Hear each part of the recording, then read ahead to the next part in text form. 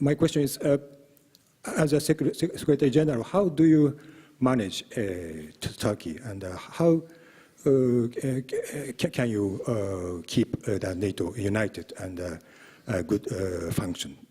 Thank you. Turkey is an important ally for NATO for several reasons. Just the geographic location of Turkey makes it an important ally because of its strategic geographic location, bordering the turmoil, the violence in the south, bordering Iraq and Syria, so being key in the fight against ISIL. But at the same time, Turkey is also bordering Russia in the Black Sea, and all of this underlines the important role of Turkey in the alliance, both coping with a more assertive Russia in the east, but also handling the migrant and the refugee crisis and the fight against terrorism in the south.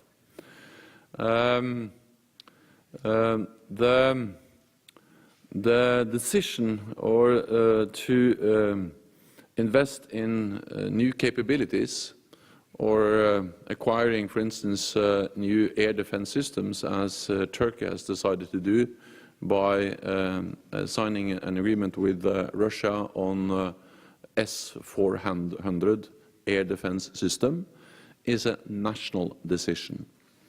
What matters for NATO is the interoperability, that it's integrated into NATO systems. There has been no request for integrating the S-400 into the integrated NATO air defense system.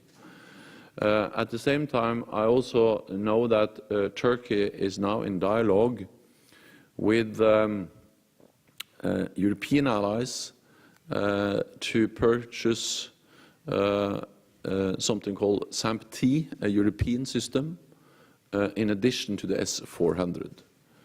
And of course that will be much easier to also integrate in the NATO air defense system. We are an alliance of 29 nations, and sometimes there are different views about different issues. But NATO has always been able to unite around the most important task of NATO, and that is that we stand together, that we protect each other, because we are stronger together than divided. I'm a reporter from Kyodo News. My name is Nakagawa. Please allow me to ask you a question in Japanese. 日本語で失礼します。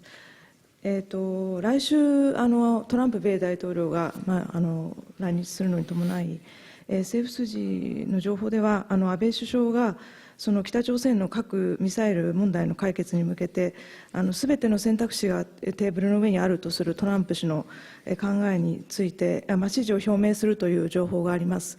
この件について安倍首相とお話をされましたでしょうか。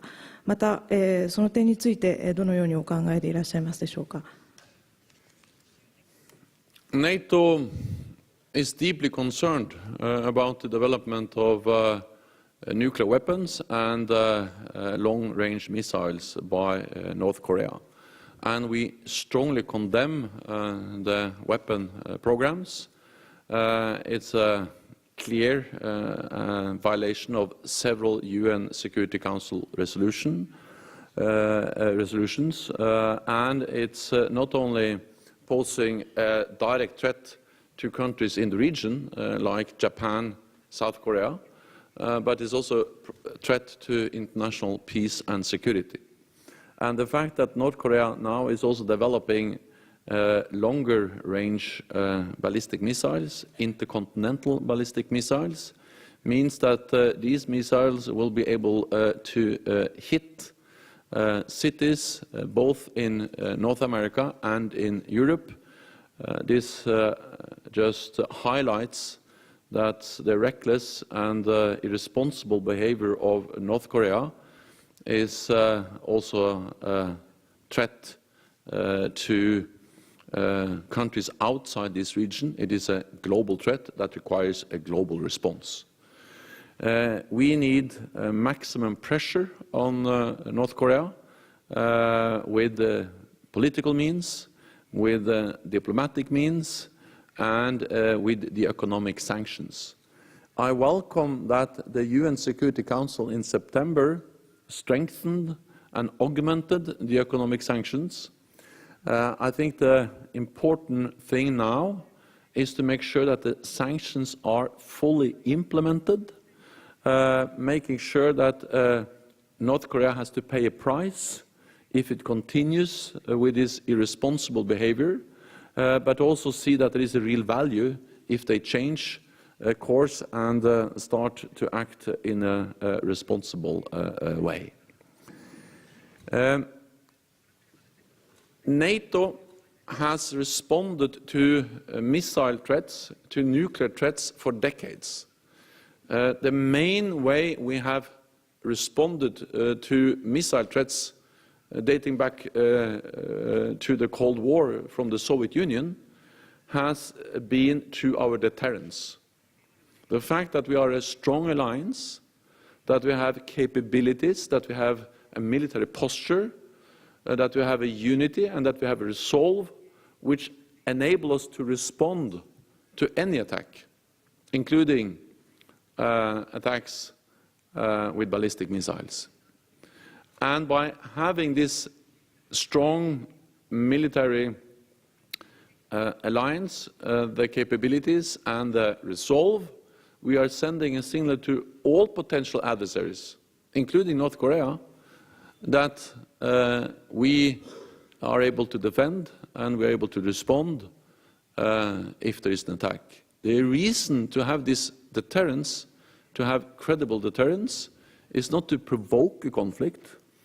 A conflict will be disastrous, but it is to prevent the conflict by sending this strong message of credible deterrence. And that was the case back in the 50s, the 60s, the 70s, during the Cold War, and it's still the case also when it comes to the threats posed by North Korea. じゃあ質問が出る前にちょっと私の方からじゃあ一つ今トランプ大統領の話が出たんですが、トランプ大統領は大統領になる前の選挙戦の時には、NATO に対しては、費用がかかりすぎるとかですね、ということでNATO 批判が目立ったんですが、大統領になられてから今年4月、事務総長が訪米されて、トランプ大統領と会見され、その会見の直後、トランプ大統領は、NATO は時代遅れだと自分は批判したけれども、今はそう思っていないということで、一種の関係修復ということがなったというふうに印象を持っていますけれども、その時問題になった加盟国の軍事費の負担、これを GDP の 2% が目標と言われているんですが、それが加盟国のほとんどの国ではまだ達成されていないという問題はまだ未解決のまま残っているのですが、事務総長はその加盟国の軍事費の負担を今後どういう姿勢で取り組まれていくのかと、そのあたりはいかがでしょうか。President Trump has expressed clearly in many meetings with me, but also with other leaders, that he is strongly in favor of a strong transatlantic bond. He supports NATO, and he has stated that in meetings with me in Washington, but also in meetings we had, for instance, in Brussels this spring. So I'm not in doubt that President Trump, but also the United States, is strongly committed to NATO. And the United States is committed to NATO not only in words but also in deeds. For the first time since the end of the Cold War, the United States is now increasing its military presence in Europe again. They have during many years since the end of the Cold War, they have reduced their military presence, but now they are deploying more troops, more forces, but also investing more in infrastructure and also deploying supplies, ammunition, and so on for their troops. So the United States is increasing its military presence in Europe, together actually with Canada. So I think there is no stronger sign of US commitment to NATO, to the transatlantic bond, than the fact that the United States is now investing more and sending more troops to Europe. Trump has also stated clearly that he wants NATO to adapt, especially in two areas. We need fairer burden sharing within the alliance. The United States is paying a too big share of the total expenditures of NATO on defense. And he also has stated clearly that he would like to see NATO do more in the fight against terrorism. And I agree with him. We need fairer burden sharing in the alliance, and NATO needs to do more in the fight against terrorism. The good news is that NATO has started to do exactly that. After many years of decreasing defense expenditure across Europe and Canada, we have now seen since over the last years that defense spending have started to increase again. We made a decision at our summit in 2014 to stop the cuts, gradual increase, and then move towards spending 2% of GDP on defense. The first year after we made that decision, 2015, was the first year we had some increase in defense spending. Then the increase increased in 2016, and the estimates for 2017 shows an even sharper growth in defense spending across Europe and Canada. So non-US allies are now moving in the right direction. And we have to remember that some allies have spent more than 2% of GDP on defense for a long time. For instance, the United Kingdom, Estonia, but you have also countries like, for instance, Poland, you have Greece, and you have this year Romania has declared that they will reach the 2% guideline, and next year countries like Lithuania and Latvia have also clearly stated that they will reach the 2% guideline. So more countries are now reaching the guideline of spending 2% of GDP on defense, and even those who are not yet at 2% have started to increase, so the total defense spending is really moving in the right direction. On the fight against terrorism, NATO has played a key role for many years, not least in our fight or our presence in Afghanistan, helping to stabilize Afghanistan. And the main reason why we are in Afghanistan is to fight terrorism. The reason why we went into Afghanistan was a terrorist attack on the United States, and we are in Afghanistan to prevent Afghanistan from becoming a safe haven for international terrorists. And I am very grateful for the strong support we have received from Japan over many years. 1 billion from Japan in trust funds financing our training, our advising of the Afghan National Army and Security Forces. NATO is also stepping up in the fight against ISIL, Daesh. We are a member of the coalition fighting ISIL. We see that the coalition is now making a real progress both in Syria and Iraq, but we strongly believe that we have to continue to train local forces, to enable, for instance, the Iraqi government forces to stabilize the country, to stabilize cities like Mosul after it's liberated from ISIL, to make sure that ISIL or other terrorist groups are not able to return. So we still have a lot to do, but NATO has really stepped up both when it comes to defense spending and when it comes to doing more in the global fight against terrorism, and I welcome also the partnership with Japan in this. Thank you very much. My name is Matsuo from Digipress, Japanese News Warrior Service. Could I ask in Japanese? Sorry. 日本語で質問させていただきます。私がお聞きしたいのはハイブリッド戦争ですね。ウクライナでロシアがハイブリッド戦争を、用いたというふうに言われています。そしてそれが次は東欧でやられるのではないかと。ポーランドとかバルト三国ですね。そしてその備えを NATO はしているのではないかというふうに報じられています。一方、日本に目を向けますと、北朝鮮も同じニュースを見ています。通常の戦力ですと、北朝鮮はちょっとまともに戦っても、韓国軍とやっても多分勝てないでしょう。でも、ハイブリッド戦争を使えば違うのではないかというふうに考えることができます。当然、北朝鮮の人たちも考えるでしょう。いかがでしょうか。NATO がハイブリッド戦争とこうやって戦うんだという手の内を明かすということは難しいでしょうけれども、何に気をつけたらいいのか、どこを私たちは見ていけばいいのか、少しヒントになるようなものを教えていただけないでしょうか。NATO is taking hybrid warfare extremely serious because we have seen how hybrid warfare has been used to intimidate, to coerce nations, especially Ukraine. And we also see that hybrid warfare is increasing in intensity and scale and scope. Hybrid warfare covers actually many different kinds of measures and many different kinds of aggression.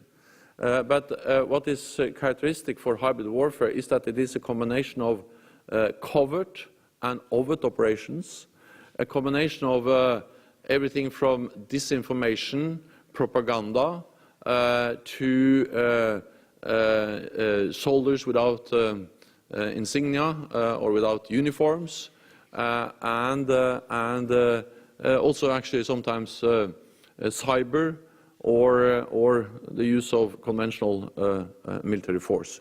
So it is this mixture of many things. Very often the aim is to be able to attack without, in a way, to show the country that are under attack that they are attacked and that they are discovering that they are under attack when it's too late. And therefore we need to respond to hybrid warfare with many different measures at the same time. And that's exactly what we are doing in NATO. We are also discussing hybrid warfare and response to hybrid warfare with many partners. But let me just mention some elements on how we are responding to hybrid threats in Europe. First of all, we need improved situational awareness. We have to be able to see early what is going on, meaning that we need better intelligence, better surveillance, and better reconnaissance capabilities. NATO is investing in all this now, with a new division dedicated to intelligence, with, for instance, new drones, which will be important for our situational awareness, and we are improving the way we are collecting and analyzing information. And of course, one of the reasons why we are both increasing the readiness of our forces, but also deploying forces to the eastern part of the alliance for the first time in the history of NATO, we are deploying combat-ready forces to the eastern part of the alliance, is that then they can react immediately. The readiness is high, and they can react immediately because the forces are already there and they are combat-ready. Thirdly, we need to counter disinformation, propaganda. We don't believe that propaganda should be countered with propaganda. But we believe that when we see, disinformation, propaganda, we need to provide facts. We need to help nations countering the misinformation, and therefore we are stepping up our capabilities when it comes to helping nations to counter disinformation. We believe that the truth will prevail. The truth will prevail over disinformation. And add to that, that everything we do when it comes to cyber is also very much linked to responding to hybrid threats. Because cyber will be an integrated part of any potential military conflict in the future. Cyber can be used to undermine our national institutions, the trust in our democratic institutions. It can be used to meddle into political processes. It can be used to spread disinformation, and it can also be used to undermine our military capabilities. So NATO is strengthening our cyber defense capabilities. We are working with nations to help them protect their networks. We are protecting our networks. And one of the areas where we are now looking into how we can work together with Japan is cyber defense. The expertise, the knowledge of Japan, and the expertise of the knowledge of NATO will become even better, even stronger if we work together, sharing best practices, sharing technology, exercising together, and that's also a part of responding to hybrid threats. So hybrid threats are many different things, therefore we need a wide range of measures to respond to hybrid threats. Tim Kelly from Reuters. So you just mentioned cyber as an area of cooperation with Japan, and when you met Prime Minister Abe earlier today, you talked about that you would agree to deeper cooperation. Could you kind of give us a bit more detail about how far that cooperation could go? You know, would there be Japanese military personnel participating in, say, NATO drills, or would NATO personnel come to Japan? You know, how far can this cooperation go? What do you envisage as kind of the end stage of that cooperation? First, I think there is a great potential for strengthening the cooperation between NATO and Japan. Of course, it has to be based on that this is in the interest both of NATO and Japan, and we only cooperate when both parties are interested and willing to do so, so we will respect all sensitivities and all caveats that Japan may have. Having said that, I felt that during the meeting today, it was, and also yesterday with the foreign minister and the defense minister, and today in my meeting with Prime Minister Abe, it was a very strong support for stepping up the cooperation between NATO and Japan in many different areas. I mentioned cyber because Japan has the knowledge, the skills. NATO has a lot of knowledge and skills, and when we work together, we can achieve more.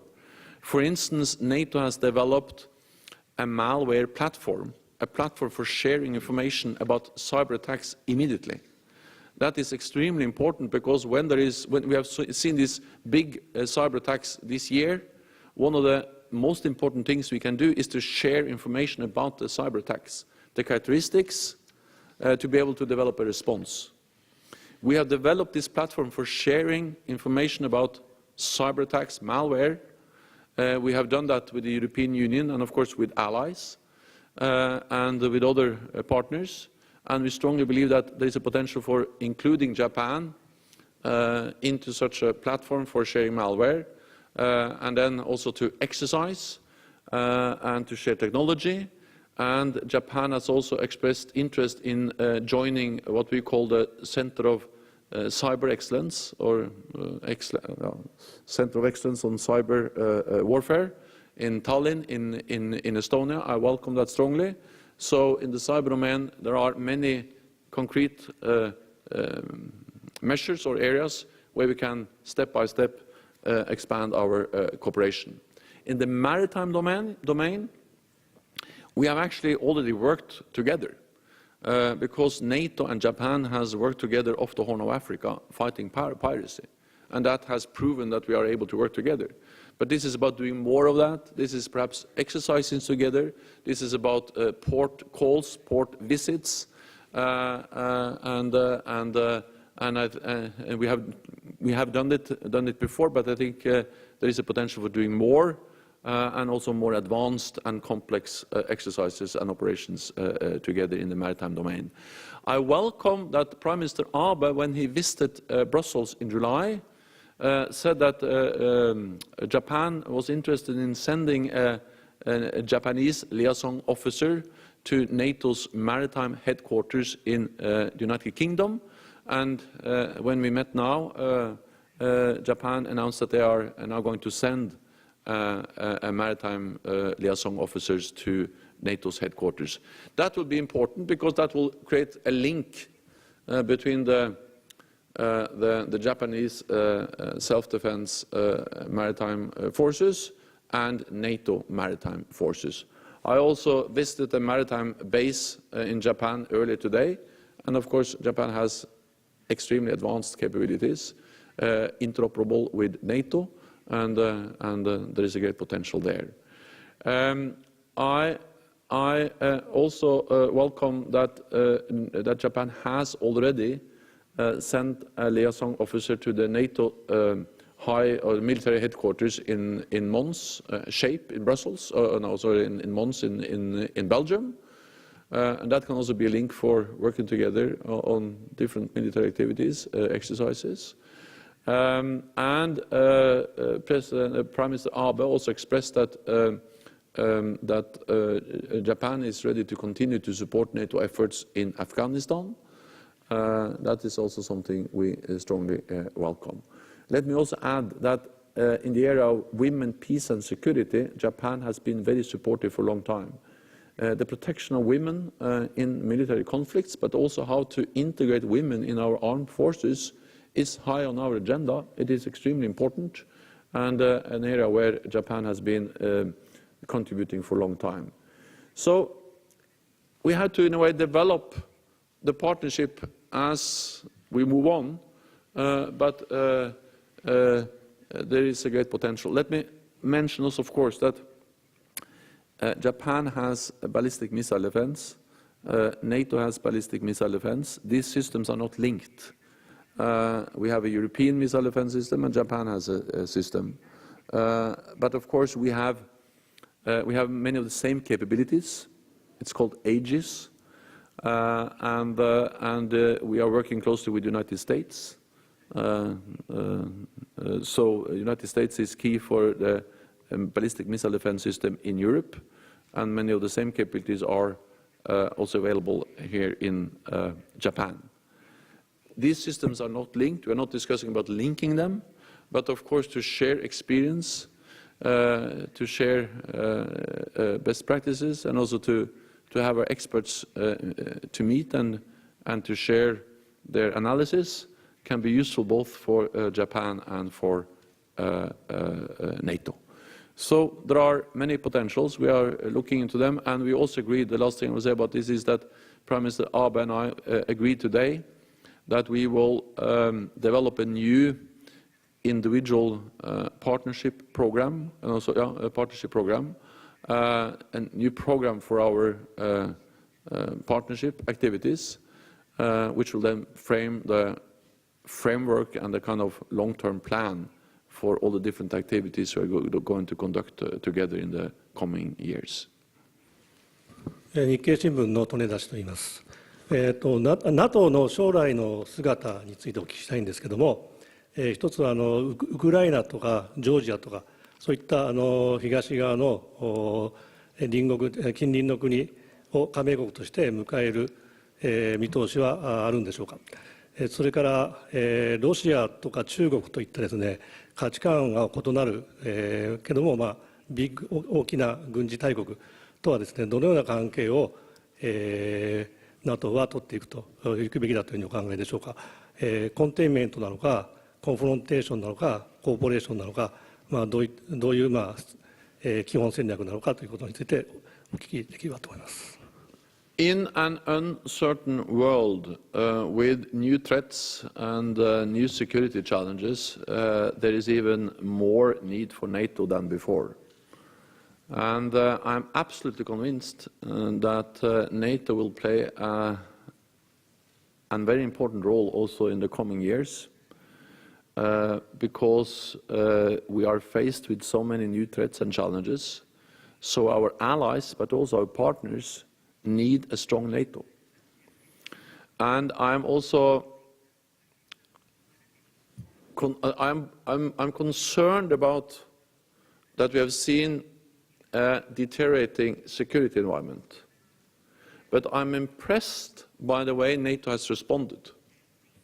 So the world has become more dangerous, but NATO has become stronger in response to the new security challenges. And I am actually impressed by the way NATO has been able to adapt, because NATO is so vigilant and able to adapt that NATO has been able for nearly 70 years to be by far the strongest military alliance in history and in the world. And I believe we will continue to be that because we continue to prove that we are able to change. For 40 years, NATO did one thing, and that was to respond to the Soviet Union during the Cold War. We focused on deterrence in Europe, responding to the Soviet Union. Then the Soviet Union was dissolved, the Cold War ended, the Berlin Wall came down, and NATO adapted. And we are now much more engaged in global security threats, fighting terrorism, cyber, stabilizing our neighborhood, and working with partners like Japan. That is something new. But it's something very much needed because we see much more global threats as cyber, as terrorism, as proliferation of nuclear weapons, weapons of mass destruction, and global threats require global responses, and NATO has adapted to that, and we will continue to adapt. Georgia and Ukraine are partners of NATO.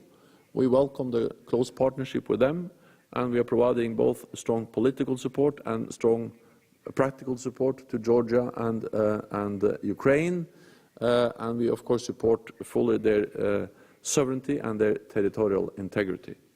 When it comes to China and Russia, of course two different nations, but two big powers. China is growing power with growing military strength and capabilities. Russia is a neighbor of NATO, and we have seen a Russia which is also investing heavily in military capabilities, and a Russia which has been willing to use military force against neighbors, as we have seen in Ukraine.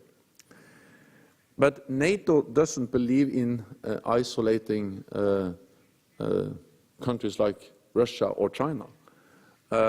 What we believe in is what we have developed in our relationship with Russia, but is also relevant for how we deal with other countries, and that is defense and dialogue.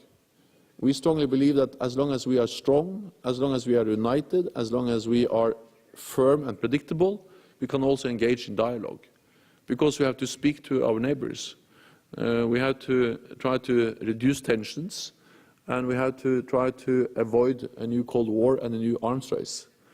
So we believe that a strong NATO can also engage in political dialogue with big powers to try to solve issues in a peaceful and negotiated way.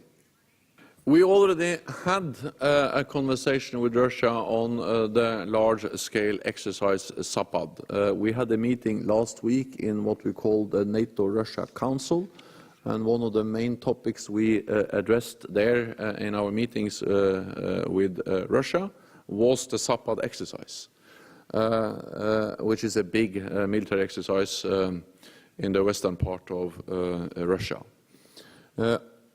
What NATO allies expressed in the meeting with Russia was that all nations have the right to exercise their forces, and that's also the case for Russia.